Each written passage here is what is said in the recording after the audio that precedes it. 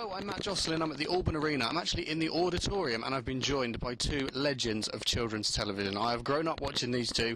I feel very old. I'm the oldest person here without a child, but it doesn't matter. They're celebrating 20 years on CBBC. It's only Dick and Dom. Hello, Matt. Hello. Thanks for coming. How are you? Yeah, we're very good. We're tired. Just done two shows at St Albans, and then just about to go to Bradford to do another show. Touring the whole of the UK at the moment. Yeah. But not Ipswich till later, hence why I'm in St Albans, Dick. Yes, unfortunately, we dragged you all the way here. Sorry, Matt.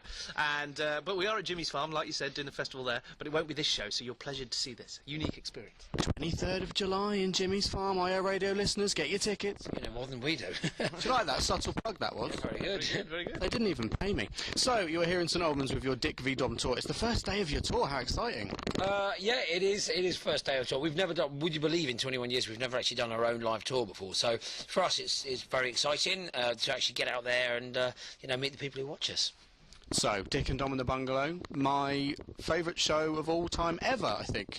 Now, this is a true fact. The reason you guys followed me on Twitter is because you said, right, come on, give us some reasons to follow you. I tweeted you saying I've got boxes and boxes in my loft of VHS tapes of Dick and Dom in the Bungalow, which is true, and you followed me on Twitter. You don't remember that. I do remember. We were in a car coming back from Butlins when we read those tweets.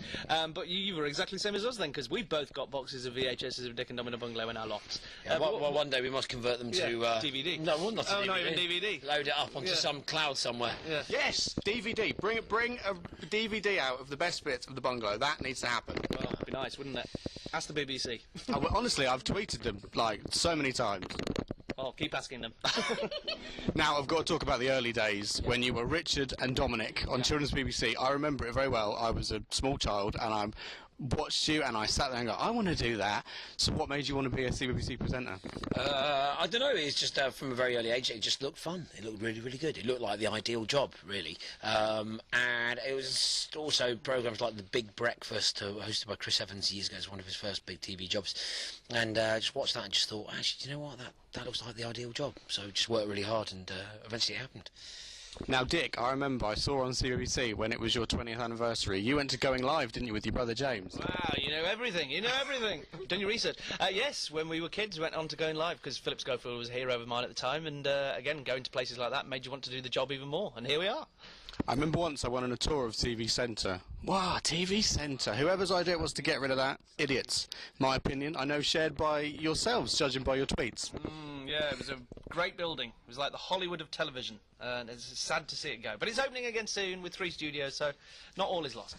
One for the Bungalow. No, I remember I went there once and I went into the studio where you filmed the Bungalow and I got kicked out by a very big producer man and it was very scary.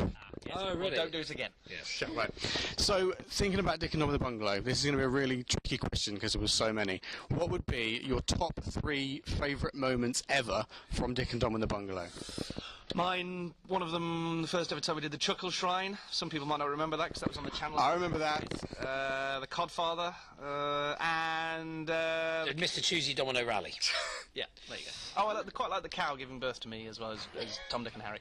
Oh yeah, that was good. I think my favourite, when you did Formula Muck Muck, and it was the end of the show, you had about a minute left, you'd done the Muck Muck fight and everything, so Dom decided to do a magic trick that was, I can't remember what trick it was, I think you poured milk into newspaper and turned it into a bunch of flowers, I think, and then someone threw Muck Muck at the camera, and then for a minute we couldn't see anything. It was hilarious. I don't remember any of that stuff. It was all a bit of a blur, really. Yeah. Well, yeah. Your brain, it's full of things. I know, about you two, basically. Now, if anyone's listening to this and they think, I want to be like Dick and Dom, what advice would you give? If you want to work on TV, well, there's loads of... The avenues are easier to get into now because there's things like YouTube. Most people start on YouTube and kind of develop their skills and use that as a platform. Then they can share it, you know, through social media and build a profile that way. That seems to be the way that a lot of people who get into TV start out now. So with us, it was different. You know, we had to make a little show reel with a video camera and stuff like that, edit it together at home, and then send VHS videotapes to TV producers and TV stations and stuff. So it was quite a laborious process, and you used a lot of stamps. But then eventually, you know, we just worked really hard, and eventually it all happened. Now, I've got to say, where are you going next on your tour? Bradford? Bradford this week, and then Lichfield, and then Yeovil and Frome. and Swindon and Dartford. We could be here a while, couldn't we? Where can we find the tour dates? They're all on our website, which is dickandom.co.uk. So then N in the middle instead of and, so dickandom.co.uk. All the tour dates are there, and yeah, so let's see if it was as successful as St Albans was today. So that was great. It was very good. It was great to see Creamy Muck Muck back. Well, No, it wasn't. It wasn't. Yes, come on. We've got to tell the story. What happened with custard and a kid's face? Come on, what happened? We can't really.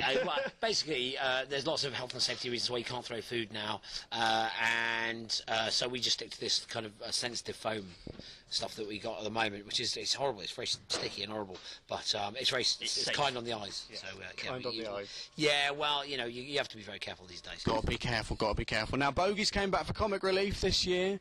11 years after you did Bogies, was it fun to do it again? It was weird, actually. Yeah, first time we've done it in 11 years, and yeah, it was a strange process of doing it again. But yeah, it was. We banged them out. Yeah.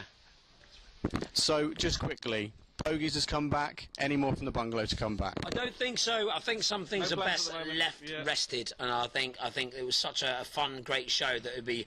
I think you're risking a chance of kind of ruining those wonderful childhood memories. Really. But one day, hopefully, maybe something similar.